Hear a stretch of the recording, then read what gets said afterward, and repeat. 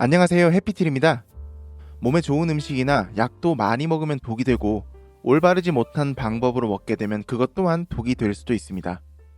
오늘 말씀드려볼 주제는요, 살면서 누구나 겪어본 감정인데요, 바로 우울함과 고독함입니다. 많은 분들이 자신이 우울증 증상이지만 고독한 느낌으로 대수롭지 않게 느끼는 분들도 있고, 고독한 기분을 우울감으로 느끼는 경우가 많습니다. 사전적 정의로는 고독함은 loneliness로 홀로 남겨져 자신이 원하는 수준의 연결성을 느끼지 못할 때 발생하는 감정이고, 우울함은 디프레션으로 홀로 남겨진 감정이 아닌 절망감이 동반되면서 정신적인 질환으로도 발전할 가능성도 있습니다. 현대인들에게 우울감이나 고독감은 피할 수 없는 숙명과도 같을 텐데요. 이 둘의 가장 큰 차이는 긍정적인 적막함인지 부정적인 적막함인지 파악하는 겁니다. 두 감정 모두 답답하고 축 처지는 기분으로 일상생활에 지장을 끼치긴 하지만, 고독함은 우울함과는 다르게 자신이 생각하는 중심과 같은 기둥이 존재하지만 외부적인 요인에 의해 홀로 서서 차가운 비바람을 맞고 있는 상태라고 보면 됩니다. 반면에 우울함은 본인이 어디로 가야 할지, 어디에 서 있어야 할지도 모르는 상황에서 답이 존재하지 않는 듯한 답답함을 느끼는 거고요. 스스로를 무능한 존재로 여기는 경우가 많으면서 무기력한 일상의 연속입니다. 여기서 장시간 해결 방안을 얻지 못하고 부정적인 감정에 굴복해버리는 것이 우울증입니다. 홀로 남겨져 있는 상태가 길어지면 무언가를 골똘히 생각하며 지내는 시간이 많아집니다. 특히 의지할 친구나 주변인이 많은 젊은 시절에는 고독함이라고 느낄 만한 시절이 상대적으로 적죠. 이런 고독한 시기나 상황이 찾아오면 자아 성찰을 하게 됩니다. 여기서 평소에 부정적인 생각이 습관적으로 들어있는 사람이라면 자신을 비관적으로 바라보면서 우울증으로 발전될 가능성이 많죠. 요즘 들어 무기력하고 삶에 재미가 없거나 짜증나는 일들이 유독 많다고 느껴지는 분들은 자기 자신을 제3자로 바라보고 있다고 생각하면서 이 감정이 파괴적인지 자아 성찰적인지를 느껴보시기 바랍니다. 전자의 성향이 강하다면, 자신의 감정을 주체할 수 없는 감정까지 든다면 반드시 정신과 치료를 받으러 가보셔야 합니다. 많은 정신의학과 의사분들께서 쓰신 책의 공통된 내용 중 하나는, 감기에 걸리면 내과는 바로 달려가면서 정신이 아플 때는 차일피일 미루거나 부끄러워하며 내원을 꺼린다고 합니다. 주변의 사회적인 시선 때문에도 많은 영향이 있을 거라 생각합니다. 정신과를 다닌다고 하면 색안경을 끼고 바라볼 사람들이 많다고 느끼는 거죠. 현대과학에서는 스트레스를 방출하는 호르몬인 세로토닌이나 코르티솔을 억제해주는 약물로 손쉽게 제어가 가능합니다. 가장 문제는 이런 약물에 의존되어 있는 상태를 기본값으로 생각하고 약을 먹지 않으면 마이너스가 되는 방향으로 생각해버리는 건데요. 정신의학과 선생님들은 입을 모아 말합니다. 자신의 개선 의지가 없는 우울증은 약물 중독 상태로만 남을 수 있다고요. 인간의 뇌의 메커니즘은 생각을 하면 할수록 부정적인 방향으로 빠져들게끔 설계되어 있습니다.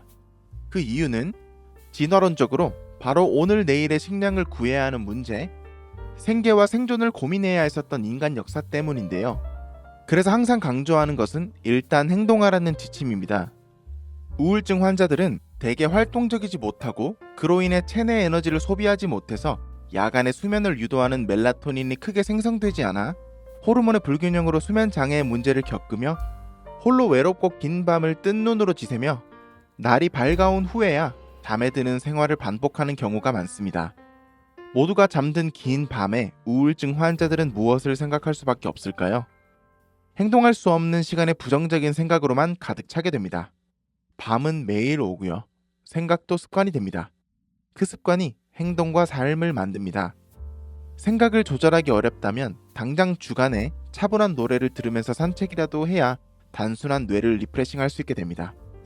인간의 뇌는 생각을 해서 움직이게 되는 것이 아니라 움직이면 그에 맞게 뇌가 생각하게 되는 구조입니다. 나이키의 슬로건 Just Do It처럼 많은 현명하고 똑똑한 사람들은 이 원리를 알고 있습니다. 이제 큰 문제를 일으킬 수 있는 우울감의 쌍둥이인 고독한 감정을 잘 다스릴 수 있는 방법을 말씀드리겠습니다.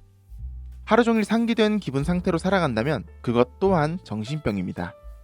나름의 고민과 차분한 생각의 시간을 가지는 시간이 있습니다. 사회적인 위치, 관계, 문제부터 시작해서 가족, 친구, 친척, 지인, 돈, 명예, 건강 등 살아가면서 셀 수 없는 조건들의 문제가 따라붙죠. 모든 것은 음과 양의 적절히 균형을 이루며 존재하고 있습니다. 빛을 빛이라고 할 수 있는 것도 어둠이 있기에 빛이 생성될 수 있는 것처럼요. 우리의 감정도 행복하고 활기찬 마음 한켠이 존재하고 부정적이고 걱정스러운 마음 한켠이 존재합니다. 이것은 지극히 당연한 것이라 받아들이면 됩니다. 걱정 없는 사람은 이 세상에 없습니다. 그때 공허한 감정과 동시에 사색을 느끼게 되는데 홀로 감당하기에 큰 문제라 느껴지면서 주위에는 아무도 없는 듯한 고독감이 밀려오게 됩니다. 저는 이럴 때마다 이 세상에 미리 왔다가 남기고 가신 철학자들의 말들을 깊게 되새깁니다. 그리고 자신이 중요하게 생각하는 것을 좌우명으로 하나 정해놓고 살아가기를 추천드립니다. 마음으로 나와 대화하는 사색은 자신을 성장시킵니다. 인생에는 마치 답이 정해져 있다는 것처럼 말하는 사회적인 분위기에 멍청한 생각을 버리셔야 합니다. 고독한 감정이 들어 나를 괴롭히고 있다는 것은 내가 현재 위치에서 성장해야 할 단계를 밟고 있다는 방증입니다.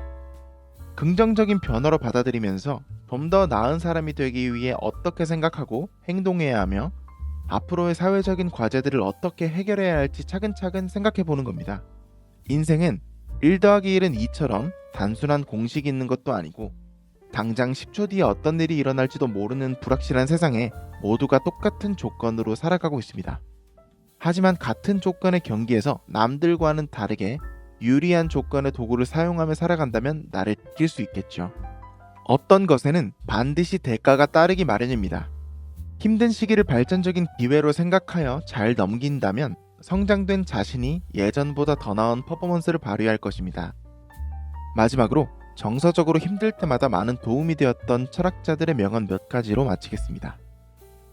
고독을 견딜 수 없는 사람은 스스로의 내면이 빈곤하다는 것을 드러낼 뿐이다.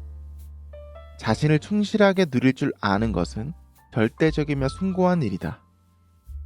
가장 위대한 사상은 고독 속에서 태어난다. 자신이 혼자 걷고 있지 않음을 명심하라. 너의 특별한 재능과 신이 너의 안에 있다.